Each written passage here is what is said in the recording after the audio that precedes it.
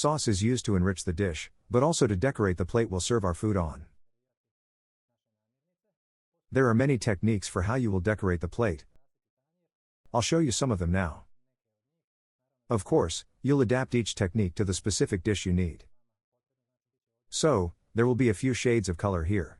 Here I made 3 types of sauces: pea, beet, and potato with pumpkin. That way we have a variation of colors on the plate.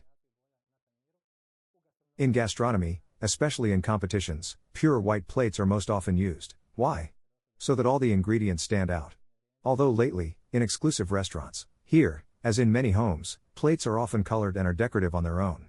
Of course, if you have a colored plate, then it depends on which color plate you use. Use a darker sauce for a lighter plate or a lighter sauce for a darker plate. But to keep it short, we'll show you the different techniques for decorating a plate with sauce.